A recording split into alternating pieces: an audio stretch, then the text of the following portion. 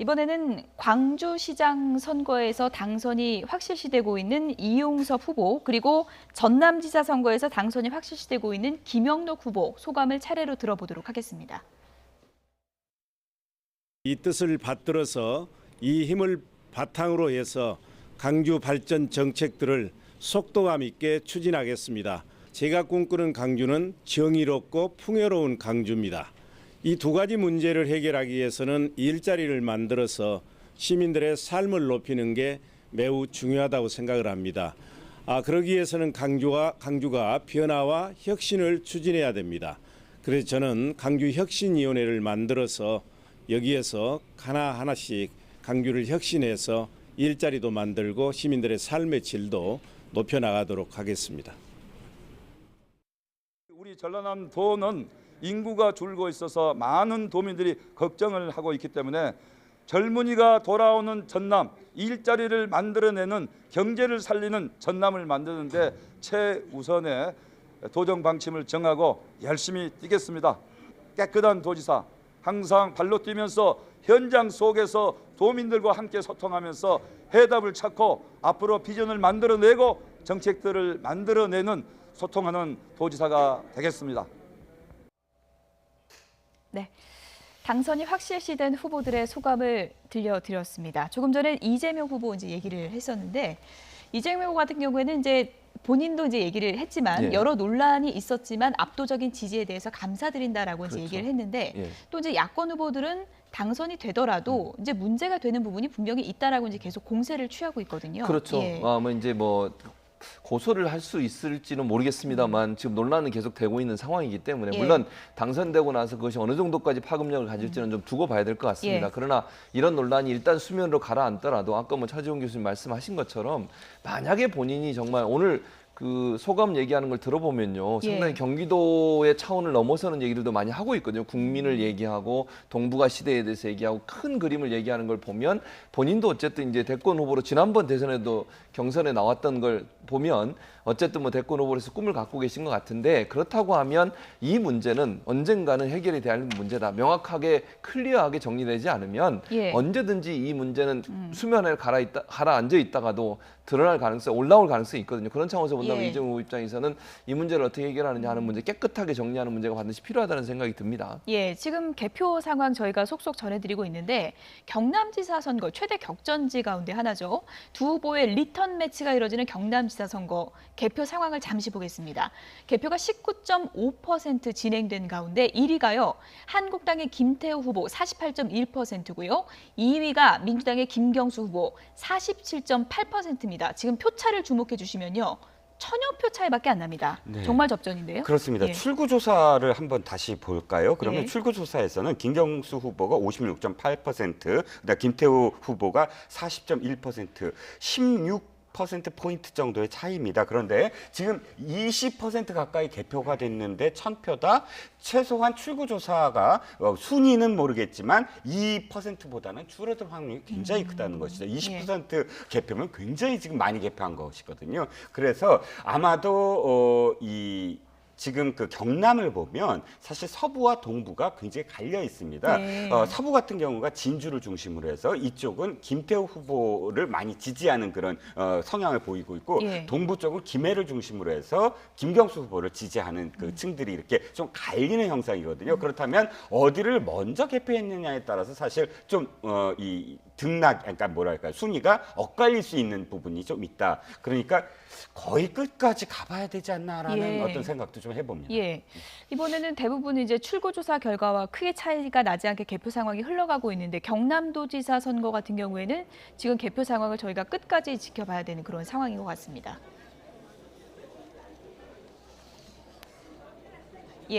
지금 부산시장 선거에서 당선이 확실시되고 있는 오거돈 후보가 지금 화면에 나와 있는데요.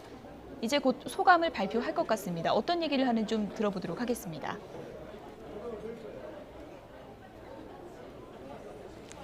그 돈입니다. 이 30년 만에 지금 부산의 정치 권력이 교체되는 아주 역사적인 순간을 맞게 됐습니다. 이러한 위대한 결정을 해주신 우리 부산 시민 여러분들에게 진심으로 존경과 사랑을 드리지 않을 수가 없습니다. 앞으로 시민 여러분들의 기대에 어긋나지 않도록 우리 시민이 행복한 동북아 해양 수도를 만드는 데 전력을 다하겠습니다.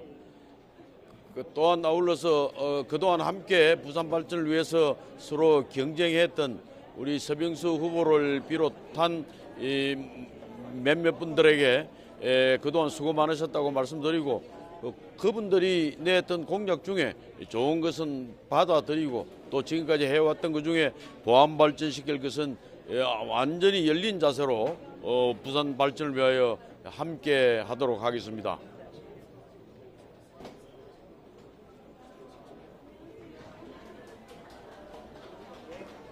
네, 오거돈 후보의 소감을 들어봤습니다. 부산의 정치 권력이 교체된 역사적인 순간이다. 부산 시민에게 존경과 사랑을 보낸다. 이런 소감을 전했습니다.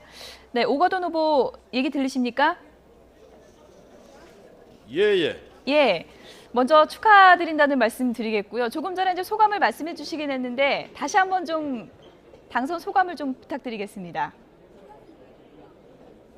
예, 제가 지금 3전 4기가 되어서 당선된 선거는 요번이 처음입니다. 그래서 제 개인적으로도 아주 참 의미가 있지만은 우리 역사적으로 30년 동안에 바뀌지 않았던 부산의 정치 권력이 이번에 하여튼 확실하게 바뀌게 되었습니다.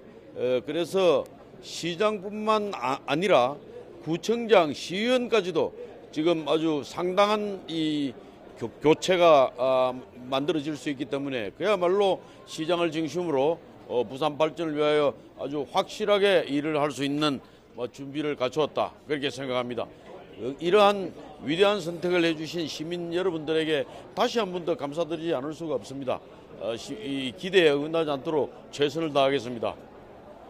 네, 3전 4기 끝에 이제 성공을 하신 점 다시 한번 좀 축하드리고요. 최초로 이제 부산에서 진보 진영이 승기를 이번에 이제 잡게 된 건데 유세 다니실 때 어느 정도 이번에 내가 좀 당선되겠다 그런 분위기를 감지하셨습니까?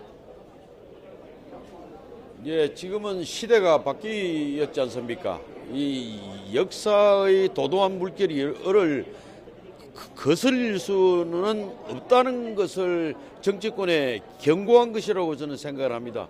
그야말로 새로운 평화의 시대에 우리 여야가 같이 힘을 모아서 이러한 평화를 통한 우리 경제의 발전 또과 같은 우리 국가 발전에 기여할 수 있는 길을 함께 찾아야 된다고 생각합니다. 우리 부산이 거기에 앞장서겠습니다. 예. 예. 이번에 제가 보니까 공약을 이제 많이 내거셨는데 그 중에서도 친환경 행복 부산이라는 공약을 상당히 강조하셨던데요. 이거는 어떤 얘기일까요?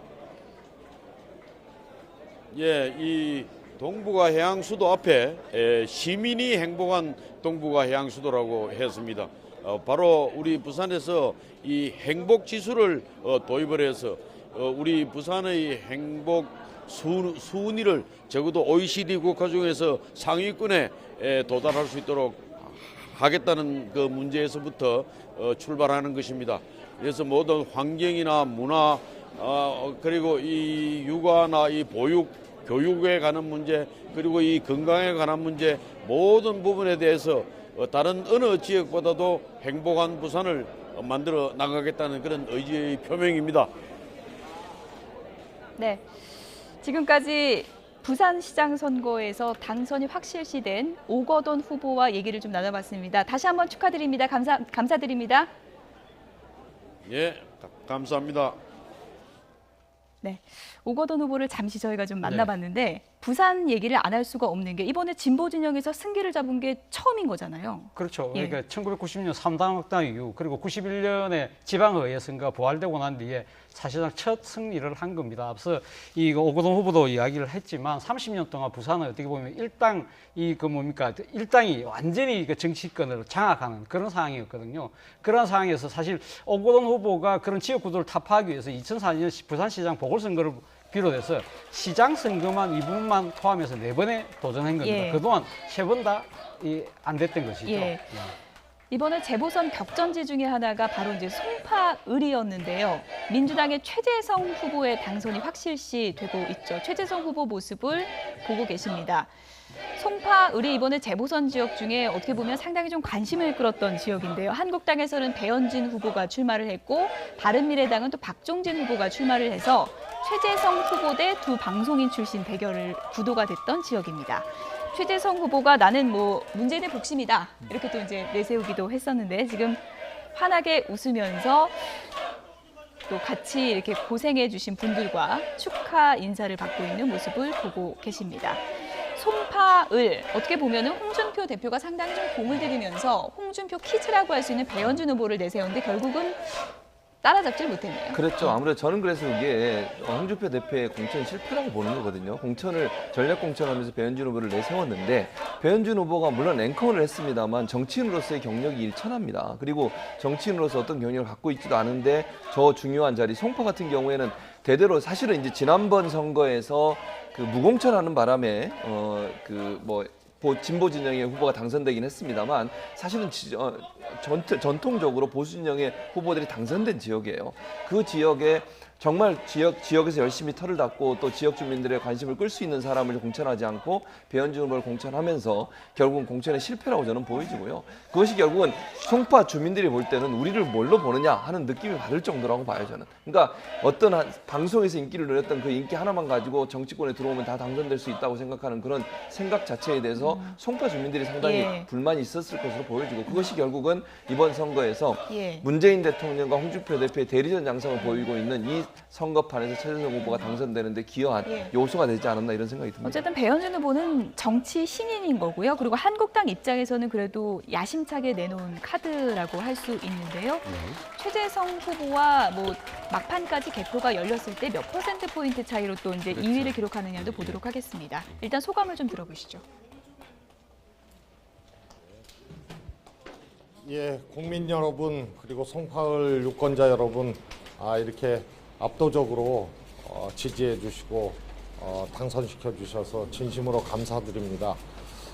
문재인 정부의 성공, 새로운 대한민국 그리고 한반도의 항구적 평화 체제를 만들기 위한 그 길에 국민 여러분들께서 힘을 보태 주신 거라고 생각합니다.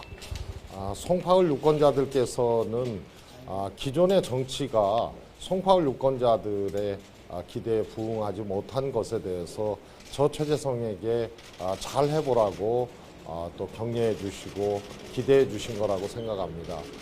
오히려 승리했지만 무거운 책무감을 느끼고 그 책무감으로 제 역할을 다하겠습니다. 다시 한번 감사드립니다. 이 새로운 대한민국 한반도 평화체제를 위해서 그리고 새로운 송파의 비전을 위해서 최선의 노력을 다하겠습니다. 진심으로 감사드립니다.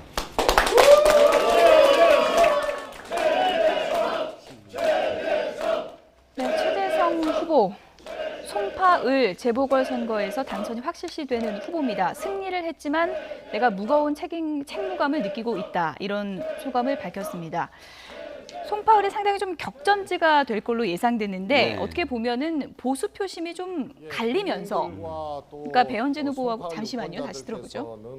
대한민국 정치가 국가 경쟁력을 오히려 가로막는 요소로 생각하시는 것 같습니다. 국회를 바꾸고 정당을 혁신하는데 제 소신이기도 하지만요. 최선을 다하겠습니다. 정당 바꾸고 국회 바꾸는 일에 보수 진보가 따로 없는 것 아닙니까? 최재성의 역할이 정당 개혁, 국회 개혁이라고 생각을 합니다. 많은 분들과 상의하고 또 제가 어떤 내용과 메시지 그리고 비전을 가지고 이 개혁을 끌고 나갈 수 있을지 그것이 합당할 것인지 많은 의논을 거쳐서 제 역할을 찾도록 하겠습니다. 네. 뭐 정치를 바꿔나가는데 힘을 쏟겠다 뭐 이런 각오도 또 이제 밝혔고요. 그 의미를 저는 이렇게 받아들입니다. 자, 지금 12곳 중에 한 10석 가까운 곳이 더불어민주당 그 재보궐선거의 승리가 예상되는데 저는 그중에서도 이 송파을의 최재성 후보는 의미가 좀 다르다고 봅니다. 예. 왜냐하면 다른 후보들보다 이 최재성 후보는 당권에 도전할 것이거든요. 이번에 당권 도전에 대해서도 계속 물었지만 예. 일단 송파을 선거에 집중하겠다 이렇게 표현해서 거리를 두는 모양새지만 그러나 최재성 후보는 사실은 당권을 장악할 수밖에 없다라는 주변의 어떤 그 생각이 왜 그러냐면 자 문재인 정부는 노무현 정부의 반면교사를 늘 생각한다. 노무현 정부가 왜 흔들렸느냐를 생각을 할 때 노무현 정부가 초기부터 사실은 다음에 대권을 가진 사람들이 흔들어놨다라고 예. 생각을 하거든요. 그래서 권리당원들이 왜 들어갔냐면 앞으로 사실 그 문재인 정부를 흔들 내부의 어떤 앞으로 당권이나 대권에 도전할 사람들을 꺾겠다 이런 생각이 굉장히 많아요. 그래서 일부 친문들이 이재명 후보를 공격한 것도 그것 때문이거든요. 자, 최재성 후보가 왜 지금 당권에 도전하냐면 나는 문재인의 복심으로서 문재인 정부를 끝까지 호위무사를 할 것이다 라고 지금 생각을 하고 있는 거예요. 그렇기 때문에 지금 아까 정치를 바꾸겠다, 정당을 바꾸겠다 이 뜻 중에 가장 큰 것은 뭐냐면 당내에서 내가 장악을 해서 문재인 정부를 끝까지 성공시키겠다 이런 의미를 지금 던진 것이다. 내가 당권을 잡겠다 예. 이런 지금 의미다라고 보여지는 거죠. 예, 간략하게 송파을이 최대 격전지로 이제 관심을 받는 네. 것이 민심을 파악하기가 상당히 어려운 지역이다. 이런 또 분석이 많더라고요. 그렇죠. 사실 예. 뭐 송파을 하면 과거 대표적으로 지금 이게 보수 진영이 유리한 그렇죠. 뭐 그런 측면이 있었습니다만 2016년도에 소위 말해서 옥새 파동, 공천 파동을 거치면서 예. 당시 집권 여당이었던 새누리당이 후보를 내지 못했지 않습니까? 그러다가 일종의 무주공산이 되고 난 뒤에 사실상 이번에는 지금 나름대로 새로 펼쳐지는 이런 그 정치 지형하에서 새로 민심을 한번 다시 그 파악해보는 아주 중요한 그 선거 하나의 지형이 됐던 것이죠. 그런 측면에서 본다고 한다면 이 각 당이 이제 후보를 냈습니다만은 여기서 사실 뭐 최재성 의원은 사실 그 남양주에서 3선 의원을 해오고 예. 지난번 그 20대 총선에서 이 자신이 그 뭡니까 총선 승리의 미랄이 되기 위해서 불출마를 하고 난 뒤에 사실 송파하고 연고도 별로 없는데 일종의 낙하산식으로 공천 오늘 온 셈이죠. 그런 네. 식으로 본다고 한다면 사실 보수 진영 입장에서 본다고 한다면 과거 한때 자신들의 그 이 텃밭이었던 이 송파에서 사실 수승을 해야 됨에도 불구하고 이 사실 어떻게 보면 별로 정치적 연고도 없는 최재성 후보에게 상당한 표차를 또 줬다. 이러한 부분들은 지금 말 그대로 지금 그 이 보수 진영에 상당히 불리하게 기울어진 운동장을 또 한 번 보여준 측면이 있는 것이 아닐까 하는 생각이 들고요. 아무튼 최재성 후보 입장에서는 앞서 뭐 말씀하셨지만 지금 앞으로 차기 당권에 도전하는 생각을 분명히 갖고 있기 때문에 어떠한 앞으로 이 각오로 또 이 지금 8월 예정돼 있는 전당대회에 모습을 보여줄지도 지켜볼 대목이 아닐까 하는 생각이 듭니다.